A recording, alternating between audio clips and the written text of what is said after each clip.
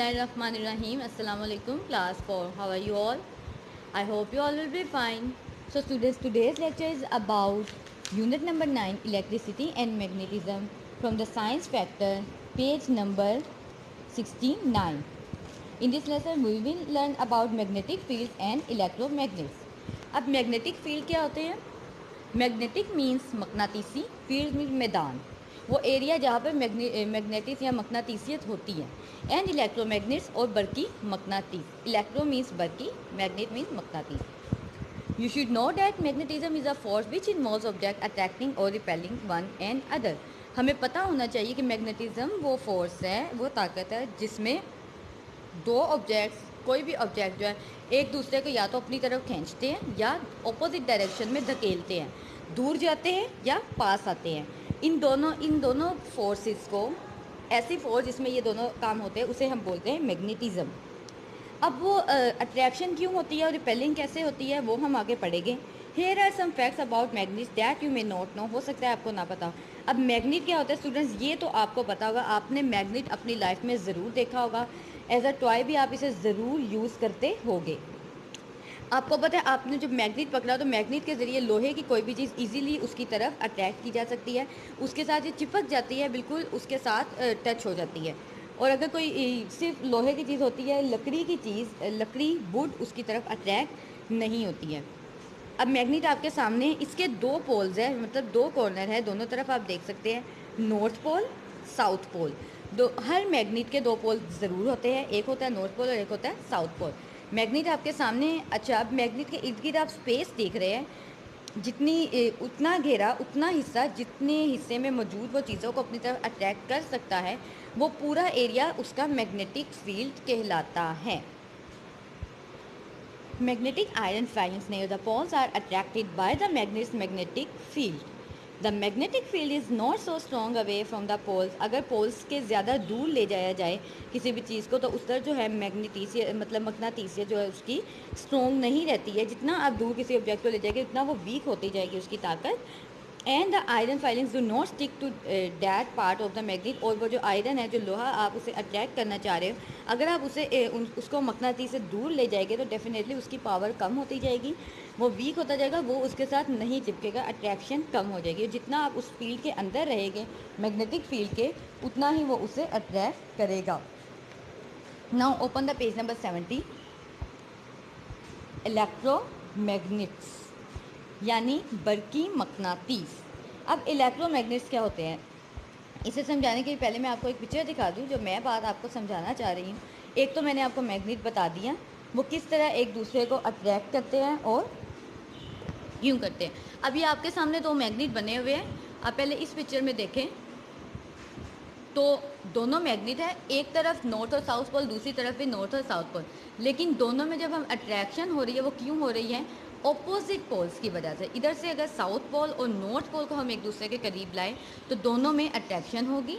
अगर हम दोनों के सेम पोल्स को करीब लाएं, यानी साउथ टू साउथ या नॉर्थ टू नॉर्थ, तो रिपेलियन होगी, यानी कि वो एक दूसरे को दूर करेंगे। आप एरो देख रहे हैं और वो ऑपोजिट साइड पर चले गए हैं, वो एक दूसरे को कशिश नहीं करेंगे, एक तरफ अपनी तरफ खींचेंगे नहीं।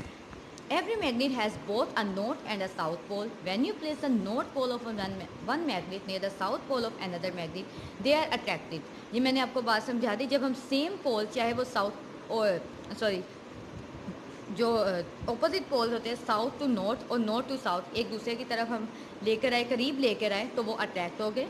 When you place like poles का मतलब है एक जैसे poles of two magnets near each other, जैसा कि north to north and south to south, they will repel each other, वो एक दूसरे को धकेलेंगे, वापस दूसरी डायरेक्शन में धकेल देंगे। तो अभी हमने इलेक्ट्रोमैग्नेट स्टार्ट करना है। Electromagnets are magnets that work through a combination of electricity and magnetism. अब इस मैग्नेट में बिजली और मैग्नेटिज्म यानी मकनातीसियत दोनों का कम्बिनेशन होता है। इन दोनों की वजह, फोर्सेस की वजह से इलेक्ट्रोमैग्नेट काम करता है।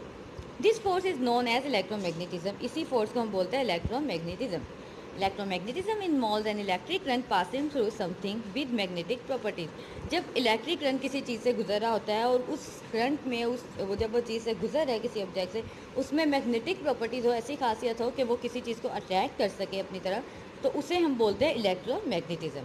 When the current is turned on the magnet works, when the current is turned of the magnet stop working. इसकी सबसे बड़ी एग्जांपल आपकी डोर बेल है जो आपने दरवाजे पर लगाई, तो बाहर से उसका बटन पुश किया जाता है, कोई भी अगर आए, उसमें मौजूद जो होते हैं वो उसके अंदर मौजूद करंट पास होता है वायर के ज़रिए।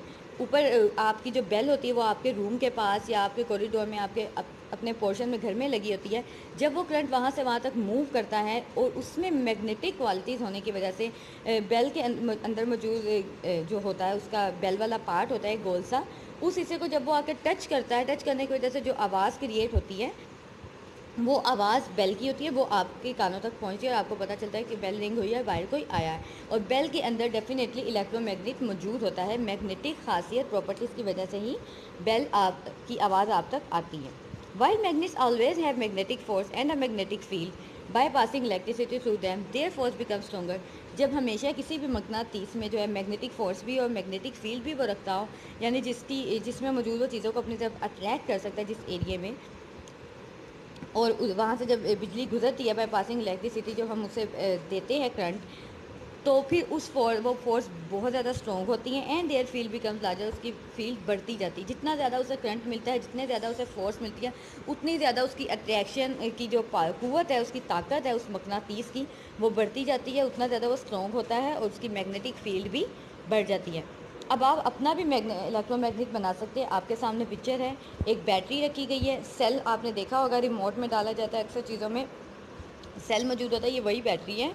एक वायर लिया उन्होंने, आयरन नेल यानी लोहे का कील है, और आयरन फाइलिंग था जिसके ऊपर उन्होंने उसे रखा हुआ है। सिंपल, ये एक बहुत ही सादा सा इलेक्ट्रोमैग्नेट बन गया। जब इसकी वायर को आपने नेल के इर्द गिर्द लपेट कर मैग्नेट के दोनों तरफ, बैटरी के दोनों तरफ उसको अटैच कर दिया है, तो उस सेल से, उस बैटरी से उसे इलेक्ट्रिक मिल रही है, उसको जो है पावर फोर्स मिल रही है, उस नेल को फोर्स मिलने की वजह से वो फाइलिंग के साथ अट्रैक्ट होगा, चिपका रहेगा। और कोई भी चीज़ आप जब इस नेल के साथ चिपकाएंगे तो चिपकेगा, इसके साथ टच होगा वो, क्योंकि नेल जो है इस वक्त इलेक्ट्रोमैग्नेट का काम कर रहा है।